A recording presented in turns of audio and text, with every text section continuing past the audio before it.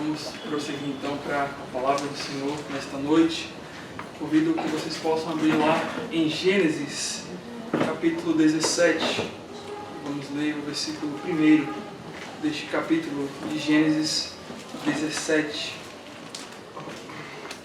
Vamos ver mais um dos nomes de Deus nesta noite. Gênesis capítulo 17, versículo 1.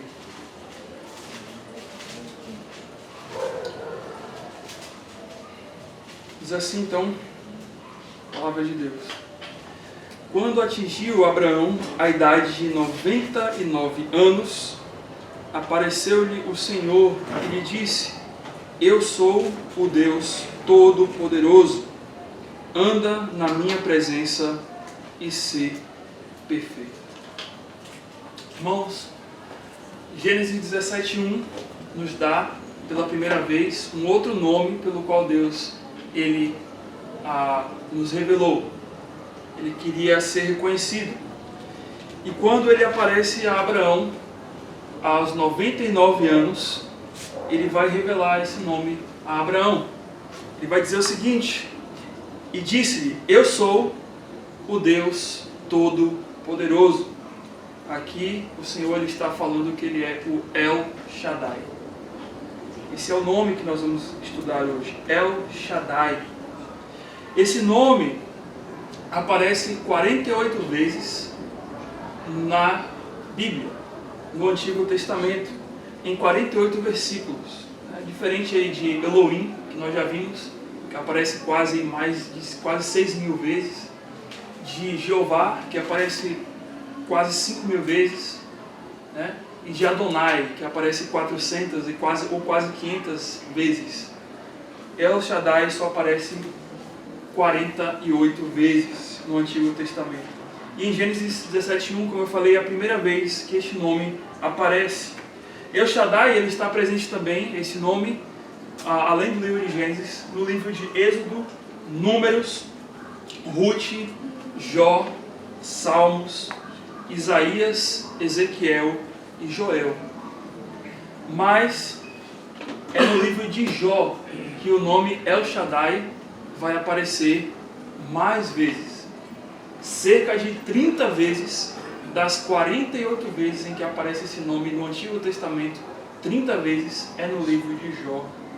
Ou seja, quase 60%, né? E a gente vai entender o porquê aparece El Shaddai no livro de Jó. O nome El Shaddai é a junção de duas palavras. Uma até a gente já tem em mente do que seja. El, que é a palavra Deus, né? Falamos de Elohim, que é a palavra Deus no plural. É um plural majéstico, né? Que seria deuses, mas para Deus a palavra Elohim é um plural majéstico de Deus, que é grande, que é soberano, que é excelentíssimo, que está acima de tudo. Mas aqui aparece a palavra El, que é a palavra Deus em Gênesis 17:1, onde tem Eu sou Deus, é a palavra El que aparece. E Shaddai, que significa todo-poderoso, ou o mais poderoso, formando assim o significado Deus todo-poderoso. Esta é a forma que vai aparecer na nossa tradução do português, né? Todas as vezes que você vê Deus Todo-Poderoso, junte com a letra maiúscula, né? Todo e o poderoso maiúsculo, você já sabe que ali se refere a El Shaddai, ou Todo-Poderoso. Você já sabe que ali é El Shaddai, né? E existem, os estudiosos vão dizer que existem 3 teorias a respeito da raiz que deu origem à palavra Shaddai. A primeira teoria é que essa palavra Shaddai ela vem de uma palavra no hebraico chamada Shad, que significa seio ou mama. Neste caso, eles entendem que esse termo aponta para Deus que sustenta, nutre ou satisfaz. Então a ideia de Shad diz respeito a isso, como um bebê que é alimentado por sua mãe, que é nutrido nos primeiros anos da sua vida pela sua mãe. Assim seria Shaddai, seria Deus para nós. né?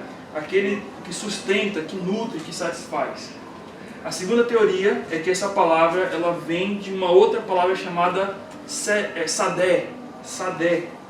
E essa palavra significa campo elevado ou montanha, apresentando aqueles que creem dessa forma, né? Que essa palavra venha de Sadé, de Shaddai venha de Sadé, que Deus ele habita em um lugar elevado e inacessível, né? E a terceira teoria é que essa palavra está relacionada à palavra Shaddad, que não é Shaddai, mas Shaddad. É o A meio mudo, com D no final. Que significa dominador ou destruidor. Referindo-se àquele, ao Deus, que pode ou que tem poder sobre dar ou tirar a vida. Embora nessa discussão aí do Shaddai, dessas três teorias aí e tal, a gente pode entender de que, de certo modo, as três estão relacionadas em si para o significado de Shaddai sendo todo poderoso.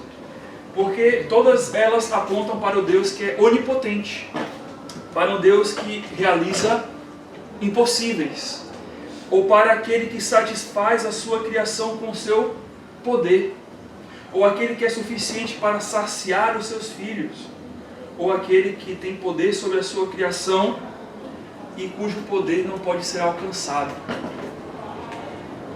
Então, a ideia de Shaddai, Deus Todo-Poderoso, representa isso. Alguém que não pode ser alcançado. Deus é Shaddai. Deus é alguém que não pode ser alcançado. Nós vamos ver isso. E Deus é alguém que tem todo, mas todo o poder, ao ponto de ser o Deus que pode saciar tudo. Que pode satisfazer toda a sua criação. O poder de Deus não é limitado. Deus não só opera em algumas pessoas, do ponto de vista, Ele não só ajuda algumas pessoas. Ele não só abençoa algumas pessoas, mas Ele abençoa todos, até os ímpios, né? É dito que o sol está sobre justos e injustos. Todo dia Deus faz nascer. Até sobre as pessoas que os odeiam, que o odeiam, né? Deus, com o poder dele, derrama e abençoa, em certa medida, essas pessoas. Então, entendemos aqui que Shaddai transmite a ideia de Deus que tem todo o poder para realizar qualquer coisa. É isso o significado de Shaddai. Deus pode realizar qualquer coisa.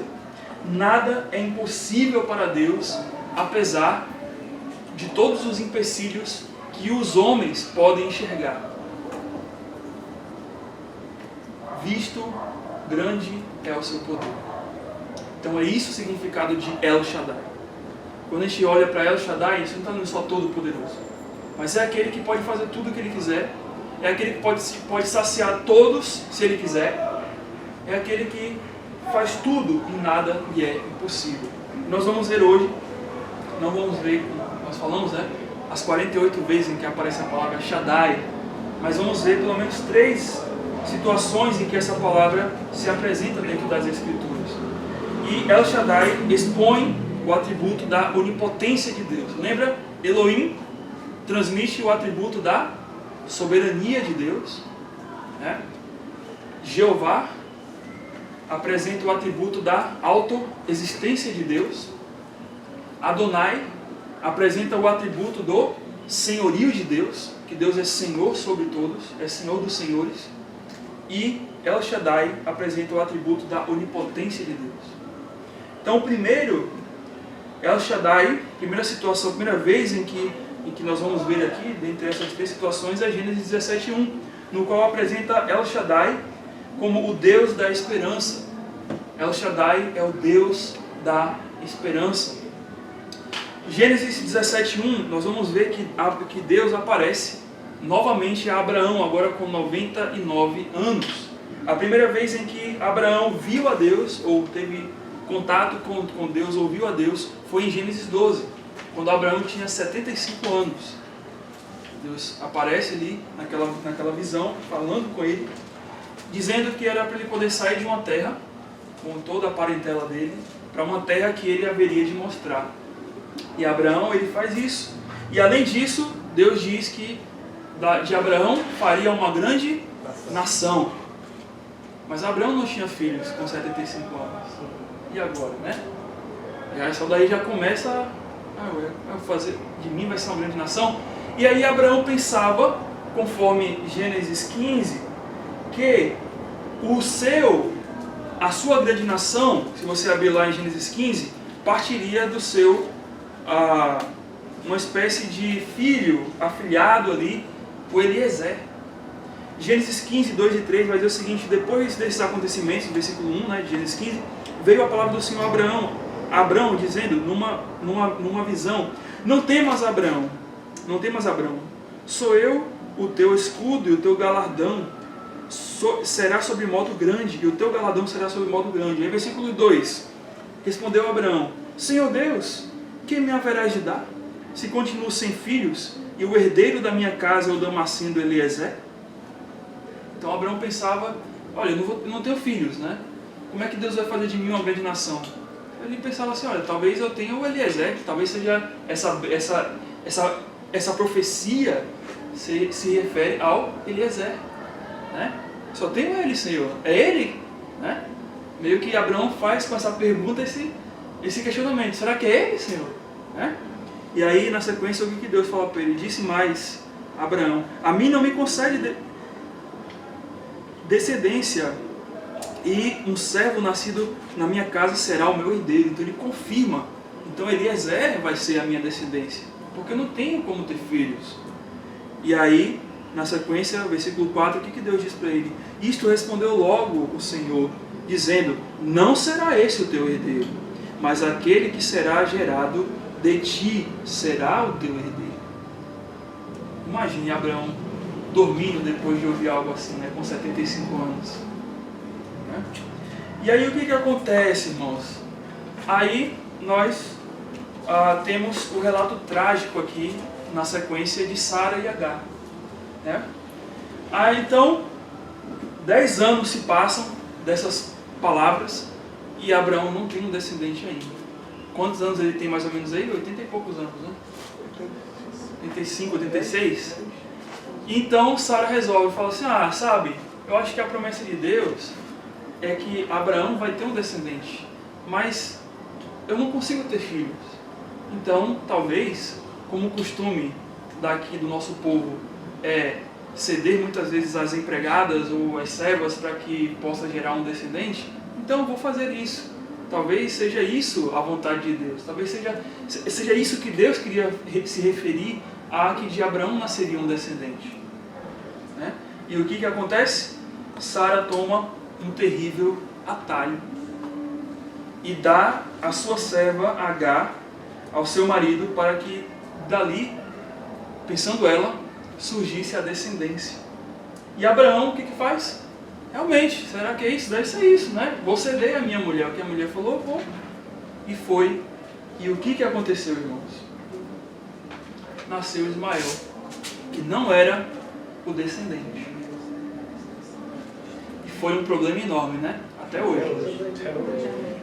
Então, só daqui a gente já começa a entender, irmãos, como que muitas vezes nós não olhamos ao nosso Deus como El Shaddai. Sempre a gente quer dar um jeitinho para resolver as coisas. Sempre a gente quer fazer, mas a promessa de Deus está aqui, mas realmente eu acho que a promessa de Deus só vai funcionar se eu fizer isso. Realmente eu não confio totalmente nesse El Shaddai, nesse Deus que pode mover os impossíveis. Eu tenho que fazer alguma coisa para que El Shaddai mova a promessa dele. Realmente faça com que a palavra dele funcione na minha vida. E aí, depois que acontece esse evento terrível e nasce Ismael, né, e aquela confusão toda de Sara e Agar que dura até hoje, né, como vocês sabem, o que vai acontecer? Deus aparece a Abraão quando Abraão tinha 99 anos. Ele tinha recebido a promessa com 75, agora com 99, quase 25 anos.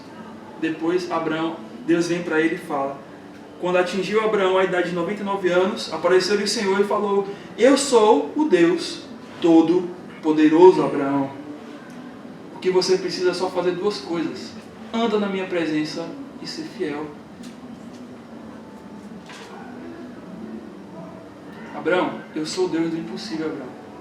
Por que você fez isso? O que eu te pedi só foi o quê? Anda na minha presença. Ser fiel a mim. É isso que você deve fazer, Abraão. Você não precisa tentar entender a minha vontade decretada, né? Para os homens que estavam aqui. Entender a minha vontade decretada e tentar resolver. Será que essa promessa de Deus, se eu fizer isso, vai funcionar? É só ser fiel. É ser fiel e andar na minha presença. Ter intimidade comigo, ter comunhão comigo, é andar na presença de Deus. E ser fiel. Ser perfeito, né? Fidelidade, comunhão, mostram esse andar, né? Um andar perfeito, né? Que ele aponta aqui. Ser fiel. E o Senhor, realmente, irmãos, quando ele descreve isso para Abraão, ele estava chamando Abraão a confiar na sua promessa. Porque ele era o El Shaddai, o Deus Todo-Poderoso, que poderia realizar todas as coisas, independente de qualquer empecilho, dificuldade ou problema humano, como Abraão achava. Eu estou velho, pela ciência, né? Hoje todo mundo fala isso, né? Pela ciência, né? Pela ciência é impossível. Pela ciência não vai dar certo. Pelo meu corpo, pela minha estrutura, não tem mais jeito. Mas para Deus, não tem isso. Ele é o El Shaddai. Então, pela terceira vez, o Senhor dá essa promessa de que ele teria o filho aos 99 anos. E ele continua dizendo, né? Ele vai mudar o nome de Abraão. No versículo 5, vai dizer: Abrão já não será o teu nome, e sim Abraão. Porque por pai de multidões ou nações te constituí. Então Deus muda o nome de Abrão, que é pai exaltado, para Abraão, que é pai de multidões. E lembra que quando Deus dá nome ou muda nome, indica também a questão de Deus como tendo domínio sobre aquela pessoa. É como se Deus estivesse falando assim: Abraão, olha Abraão, se mantém quieto agora. Não vai inventar outro filho aí não. Vai dizer que é a promessa não. Eu tenho autoridade sobre a sua vida, Abraão. Eu sou o Deus Todo-Poderoso. E pelo seu nome, pela mudança do seu nome, é a minha promessa de que eu vou te dar filhos. Porque você vai ser considerado e vai ser chamado pela posteridade, não como Abraão, mas como Abraão, aquele de muitos filhos. E aí passaram 2 anos desse evento, e 25 anos depois que Deus havia prometido um filho, e o que aconteceu? Aos 100 anos, Abraão e Sara, aos 91 anos, tiveram o filho da promessa. Sara é a primeira esposa de Abraão, né? A única. E era o que Deus traçou, né? Dessa união, a descendência dele. E aí nasce quem? Isaac. Nasce Isaac nos capítulos seguintes. Irmãos, embora todas as dúvidas aparentes de Abraão diante do seu quadro, nós vamos ver que até depois dessa terceira promessa, se a gente ler o texto, a gente vai ler que Abraão ainda fica receoso, né? Será que vai acontecer, né? Até que tem que Deus mandar 3 anjos lá, né? E um semelhante ao Filho do Homem, né? O anjo do Senhor lá. E tem que chegar lá e falar com Abraão. Sara ainda ri, né? Toda uma história, por isso que o nome Isaac é riso, né? E nós chegamos aí a esse contexto. Mas embora tudo isso, Abraão confiou nas promessas de El Shaddai. E em Romanos, capítulo 4, versículo 18 a 22, é relatado de Abraão sobre este evento aqui. Abraão esperando contra a esperança. Irmãos, esperando contra a esperança. E sabe o que é não ter esperança e você lutar contra a esperança? A esperança diz que, olha, não tem jeito, nem a esperança quer estar do seu lado nessa hora. Mas você crer contra a esperança. Abraão, olha, a minha esperança já se foi. A minha, não sei, o que me motiva a crer que isso vai acontecer já foi há muito tempo. Mas Abraão fala assim: não, mas realmente Deus prometeu. E se Deus prometeu, Ele vai cumprir. Então, embora o que eu ache, ou que eu sinta que não vai acontecer, ou que não pode, ou que não... eu tenho que crer que Deus pode.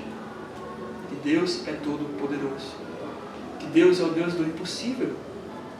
Pode fazer isso. E vai dizer na sequência, creu, para vir a ser pai de muitas nações. Segundo fora dito, assim será a tua descendência. E sem enfraquecer na fé, embora levasse em conta o seu próprio corpo amortecido. Que aí Paulo falando, olha, embora que Abraão sabia que pelo seu corpo ele não tinha jeito, mas ele tinha que confiar na promessa de Deus. Sendo já de 100 anos, idade avançada de Sara, e a idade avançada de Sara, não duvidou por incredulidade da promessa de Deus, mas pela fé se fortaleceu, dando glória a Deus, estando plenamente convicto de que ele era El Shaddai, poderoso para cumprir o que prometera. Por isso lhe foi dado ou imputado, por justiça. Abraão creu e foi imputado por justiça. Da mesma forma, irmãos, com Abraão, que Deus foi com Abraão, nós devemos ter essa certeza de que Deus é o nosso El Shaddai. O Senhor, Ele espera somente que confiemos nele. Como Ele disse a Abraão, anda na minha presença, ser perfeito e ser fiel. É essa a ideia que Ele quer trazer através desses versículos. Fidelidade, confiança em mim. E não confiarmos nas situações aparentes. Não, parece que não vai acontecer. Parece que não vai dar certo. A gente crê muito nisso, não parece. Parece que é assim, mas realmente é difícil. Mas a gente tem que crer. Deus pode. Ele é capaz. A segunda situação que é apresentada também a palavra El Shaddai é a que está lá no livro de Jó, capítulo 37. Aqui, El Shaddai é visto como o Deus capaz. El Shaddai, o Deus capaz. Interessante, como eu falei, Por que o El Shaddai aparece no livro de Jó tantas vezes, Irmãos, porque olhando a vida de Jó, somente um El Shaddai poderia mudar a situação de Jó. Por isso que é apresentado El Shaddai tantas vezes no livro de Jó. Como um homem que perdeu todos os seus bens conquistados por uma vida inteira, que perdeu seus servos, que perdeu filhos, poderia reaver tudo. Como um homem que perdeu a sua saúde, que estava cancerígeno da cabeça aos pés, poderia reaver a sua saúde. Se nem hoje, na nossa medicina avançada, a luta é grande, imagina naquela época. Somente quem? Uma intervenção divina do El Shaddai poderia fazer isso. E a temática do livro de Jó vai focar nisso, nesse debate do porquê o Deus Todo-Poderoso, bom e justo permite o sofrimento a homens íntegros, a pessoas íntegras, a servos deles, a servas dele. Por que Deus faz isso? E Jó e os amigos vão tentando, ali conversando e querendo entender o porquê que Deus fez isso na vida de Jó. E eles vão desde o capítulo 3 até o 37, falando sobre isso. E aí lá no 37, no último argumento de um dos amigos de Jó, chamado Eliú, nós vamos ver o seguinte, nos versículos 21 e 24. Então Jó 37, 21 a 24. Olha o que, depois que eles debatem tudo, eles falam assim, Jó, será que foi porque você tem pecado? Jó, será que porque você não tratou bem as pessoas? Jó, será que... Eles tentaram achar o que foi o problema porque Jó foi amaldiçoado daquela maneira, Mas eles não sabiam que era pela vontade de Deus, do El Shaddai, que ele queria fazer aquilo, Uma disputa no céu ali, Satanás dizendo que Jó só andava com integridade porque Deus o abençoava. E aí no versículo 21, aí Eliú vai falar assim, sabe de uma, Jó? Eis que o homem não pode olhar para o sol, que brilha no céu, uma vez passado o vento, que o deixa limpo. Do norte vem o áureo esplendor, pois Deus está cercado de tremenda majestade. Ao Todo-Poderoso não podemos alcançar. Ele é grande em poder, porém não perverte o juízo e a plenitude da justiça. Por isso os homens, versículo 24, o temem. Ele não olha para os que se julgam sábios. Eu vou resumir o que Eliú estava querendo falar aqui. Eliú estava querendo dizer o seguinte: olha, Jó, não temos como nem vislumbrar o sol, que está a uma distância relativa de nós, grande, né? E olhar para ele e entender, porque as nossas vistas não conseguem enxergar, dói as nossas vistas. Quanto mais, Jó, a gente entendeu por que Deus está fazendo isso. Ou seja, depois deles rodarem e tentarem entender o que estava acontecendo com a vida de Jó, a conclusão desse camarada foi essa. Foi: Jó, se a gente nem olhando para o sol, a gente consegue ver o sol claramente e entender, quanto mais Deus, que tem o esplendor da sua majestade, como é que vamos entender esse Deus, Jó? E aí ele fala: ao Todo-Poderoso não o podemos alcançar. Agora você entende, né? Uma das teorias que as pessoas colocam, que seja talvez uma montanha ou algo longe, né? O Shaddai, né? E ao Todo-Poderoso. O Todo-Poderoso aqui é El Shaddai. E aí ele vai terminar falando: por isso os homens o temem. Essa é a conclusão, meu amigo. Só tema ele. E ele fala: ele não olha para os que se julgam sábios. Ou seja, não era isso que os amigos de Jó estavam fazendo? Eles não estavam conversando para entender o caso de Jó e dizer: ó, Jó, realmente com a minha sabedoria eu acho que o teu problema foi esse. Não era isso que eles estavam fazendo? Não era isso que a gente tenta fazer sempre? Tem um problema, então vou especular o que foi que aconteceu. Talvez a gente sabe se é um pecado, se aquilo é consequência de um pecado, a gente sabe claramente. Mas quando acontece algo que você... Por que isso está acontecendo? Por que apareceu isso agora na minha vida? Esse não deve ser o seu questionamento. Deve ser: olha, também é Deus.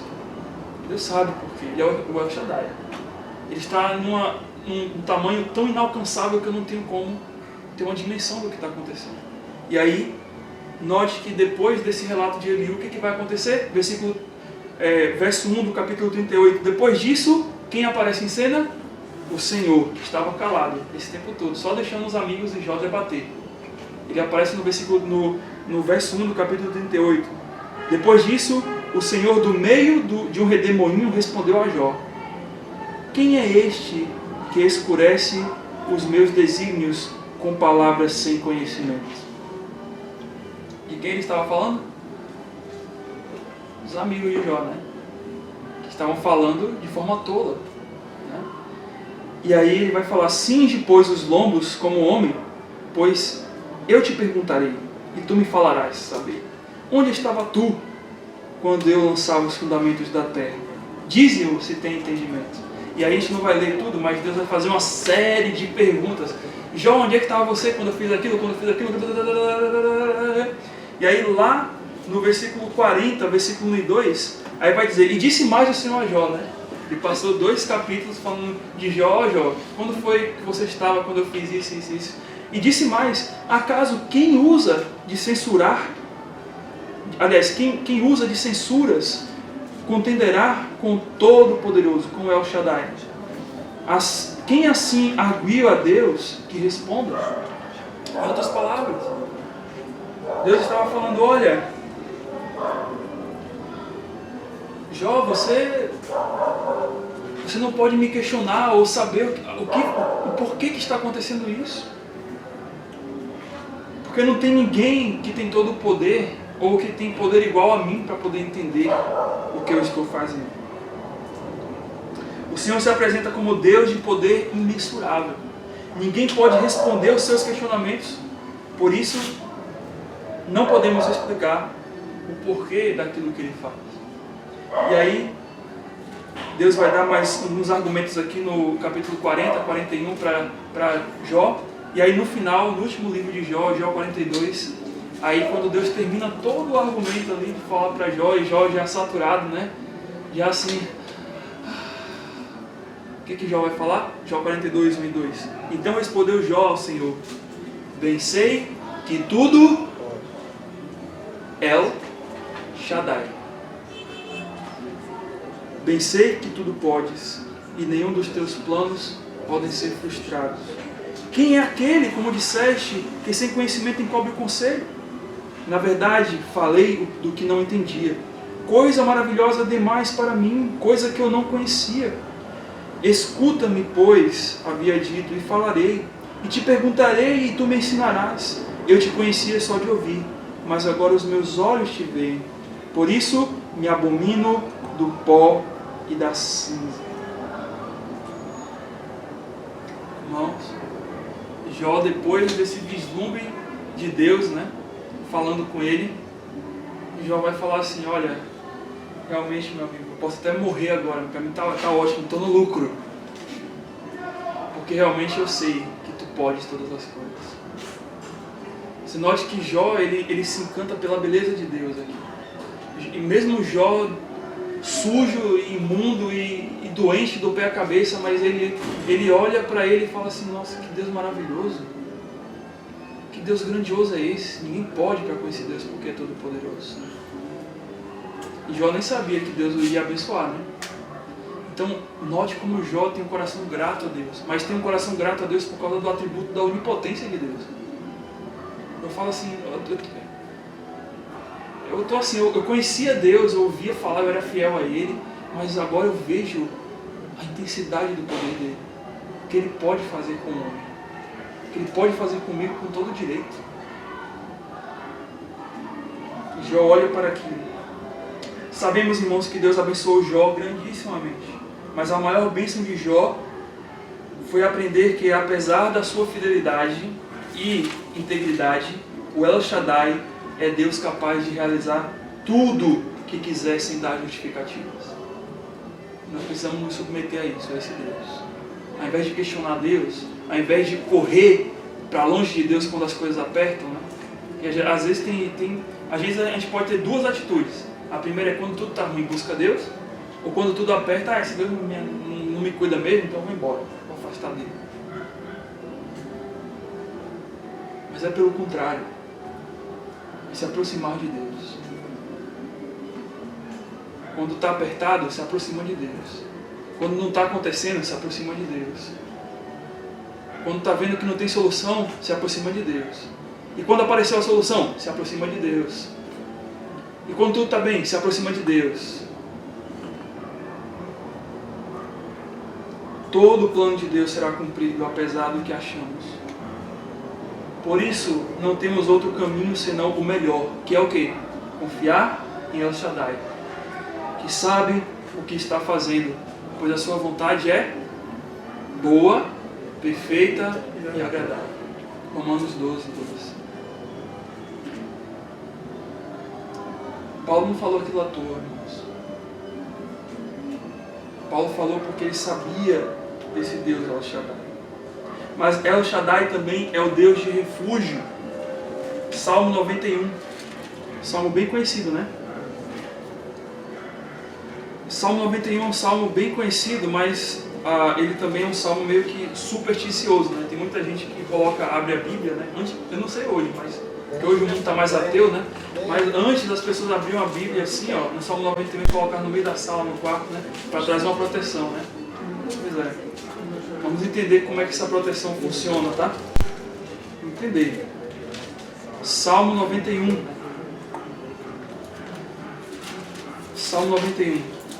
El Shaddai é o nosso refúgio.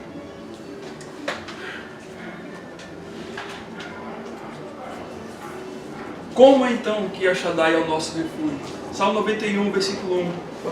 O que habita no esconderijo do Altíssimo e descansa à sombra do Onipotente, diz, versículo 2, ao Senhor: meu refúgio e meu baluarte, Deus meu em quem confio.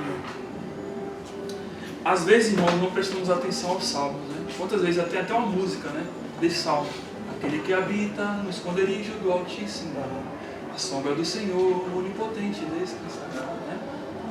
É uma música bonita, né? E aí continua, né? Direi do Senhor, Ele é o meu Deus e tal.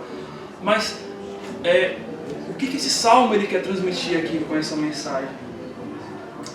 Todas as promessas que vêm do verso 3 em diante, né? Pois Ele te livrará do laço do passarinheiro e da peste perniciosa, cobrir-te-á de penas, e sobre as suas asas estarás seguros, sua verdade é pavés e escudo. Todas essas promessas maravilhosas que nós encontramos aqui no Salmo 91, se você ler até o final, você vai entender que ela depende de duas coisas. Elas agem através de duas ações em nossa vida, que são as mesmas ações que Deus pediu a Abraão em Gênesis 17, quando ele falou El Shaddai. El Shaddai aparece aqui no versículo 1 como o onipotente, né? A sombra do El Shaddai. E a primeira atitude que devemos ter para poder desfrutar dessas promessas de Deus, do El Shaddai como refúgio, é habitar no seu esconderijo. Geralmente os viajantes daquela época, que a linguagem bíblica é essa, os viajantes eles estavam passando e caminhando por longos desertos, e eles tinham que, quando chegava a noite, não tinha energia elétrica como a gente tem, não tinha light naquela época, né, no deserto, então eles tinham que parar em algum ponto aonde tinha proteção, porque o deserto à noite, se os irmãos não sabem, é frio, não é quente, é frio. Então eles precisavam se abrigar, se esconder em esconderijos, em cavernas. E aqui essa era uma proteção tanto para animais perigosos e noturnos que saíam para poder caçar à noite, como também para a proteção individual do corpo, por causa da temperatura que caía muito. E aqui Deus é comparado a esse tipo de habitação da qual somos protegidos nele.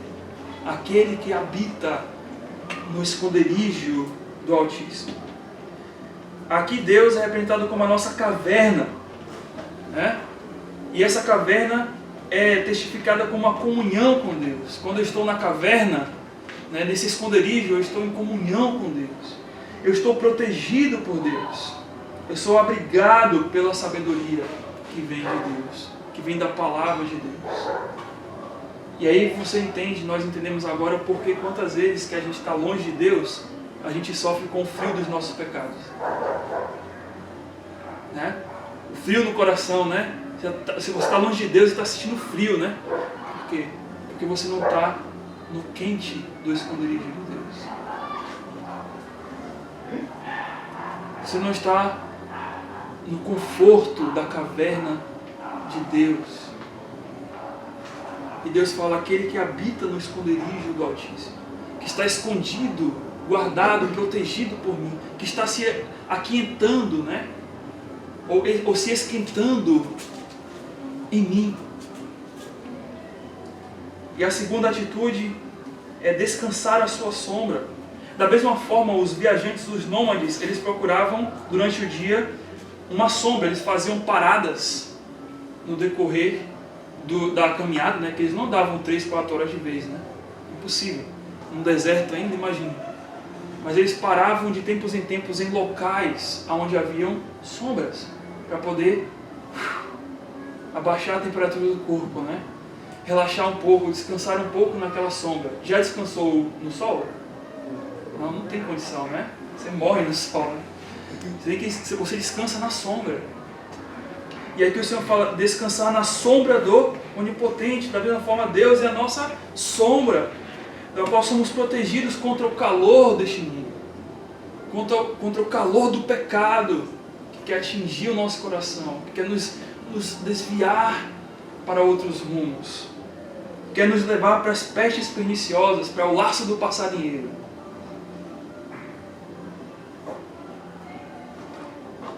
Todos os dias, né?